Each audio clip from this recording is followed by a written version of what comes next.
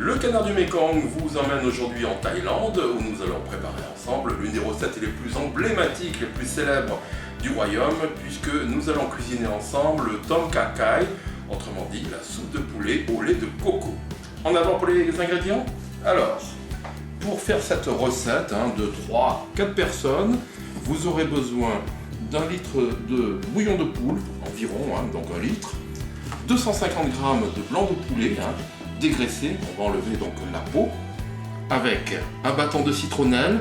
Alors vous pouvez observer qu'il s'agit là en l'occurrence de citronnelle surgelée, donc c'est assez facile à faire, on a déjà enlevé les premières épaisseurs et on a coupé ça en 3. Même chose pour ce morceau de galanga de la taille d'un gros pouce, donc qu'on a congelé et qui garde quand même l'intégralité de ses saveurs. Pour les ingrédients frais, on continue avec 2 citrons verts, 2 champignons, 2-3 champignons, c'est vous qui voyez, des champignons de Paris. La recette originale utilise plutôt des champignons de paille. Un mot bien sûr sur les condiments avec la sauce de poisson, le nam pla, donc sauce de poisson thaïlandaise, la sauce pimentée à l'ail, le nam prik pao, vous aurez besoin d'une petite cuillère à café. Bon, ça c'est relativement facultatif, mais ça donne quand même un super goût. Un chouïa de sucre roux, du lait de coco, bien sûr, puisqu'il s'agit de Tom Kha Kai, 40 centilitres. Et puis vous aurez aussi besoin d'une tomate, d'une échalote. Ça fait pas mal d'ingrédients tout ça, avec encore les indispensables piments, 3 piments, 3 petits piments, 4 feuilles de kombawa et puis quelques brins de coriandre. Les ingrédients spécifiques de la cuisine thaïlandaise pour cette recette, donc on va hacher très grossièrement donc notre citronnelle congelée. Voilà. On va faire la même chose quasiment pour cette racine de galanga, on va la couper globalement en morceaux, donc on va faire les 5 morceaux. Pour les piments, à vous de voir, mais bon, les piments, on va enlever la queue bien sûr et on va les couper en 2. Concernant les feuilles de kombawa, vous les froissez de cette manière-là. On continue la préparation de notre recette avec la tomate, donc, qui donne toujours un petit goût fruité acidulé. Hop. Donc, vous coupez ça grossièrement en 6. On va faire à peu près la même chose pour les champignons de Paris. On va détailler ça en 10. On termine la préparation des ingrédients de cette soupe au lait de coco et au poulet avec notre échalote qu'on a haché très grossièrement. On fera la même chose pour les brins de coriandre, mais pour conserver tout l'arôme de cette herbe fraîche, on fera ça au dernier moment. Alors le poulet, bien sûr, nos 250 g de poulet.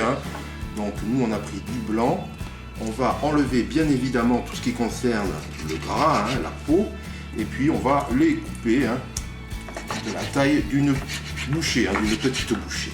Alors voilà, on démarre notre soupe avec naturellement une petite ébullition pour à peu près notre litre de bouillon de poule.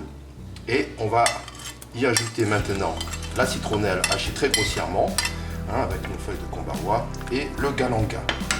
On va y ajouter bien évidemment notre échalote hachée et enfin on va y mettre la tomate, nos quartiers de tomate. Hop, voilà.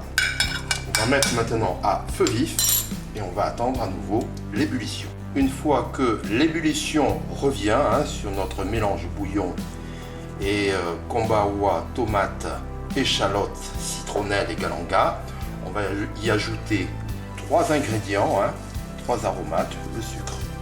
Donc vous mettez une petite cuillère à café de sucre roux. Vous allez y mettre donc la nam prik pao. Donc vous allez y mettre une cuillère à café. Et on va y aller tranquillement avec la sauce de poisson. On va commencer à ajouter 3 cuillères à soupe de sauce de poisson. On ajustera bien évidemment en fonction de la salinité de la soupe au final. Une fois que vous avez ajouté vos condiments, on va maintenant faire cuire nos champignons. Hop, et maintenant on fait mijoter l'ensemble 5 minutes à petit bouillon. Ça mijote tranquillement. Les champignons sont presque cuits d'ailleurs. Hein. Et on va maintenant ajouter le poulet, hein, coupé en petits morceaux. Hop. Avec le piment. Voilà. On ajoute maintenant, une fois que l'ébullition revient, notre lait de coco, hein, doucement. Hein. Veillez à avoir vraiment une petite ébullition hein, et tourner très doucement. Au bout de 5 minutes, hein, à peu près, notre soupe est quasiment finie. On va incorporer un élément important, hein, puisqu'il faut qu'il y ait un juste équilibre entre la douceur du lait de coco, hein, le piment, et puis bien évidemment hein, le côté acidulé du jus de citron vert. Alors là, on a mis un jus de citron vert, hein, ça fait à peu près, pour vous donner un ordre d'idée, 7 cuillères à soupe de citron vert. On l'incorpore toujours en dernier, hein, puisque si vous l'incorporez un petit peu trop tôt, ça renforce l'amertume. Voilà. Donc on va se retrouver dans un petit instant pour la dégustation. Et bien voilà, nous y sommes. On est prêt à déguster un bol de tom kha kai. Hein. Donc c'est goûteux en diable, pas trop pimenté, hein, à vous de voir. Et on va terminer le final avec notre coriandre hein, que nous avons haché très grossièrement, que nous versons dans la soupe. Alors c'est à goûter en entrée, hein, mais on peut aussi en faire presque un plat principal en dégustant le tom kha kai avec du riz blanc. Je vous dis à très bientôt avec le canard du Mekong. Bon appétit!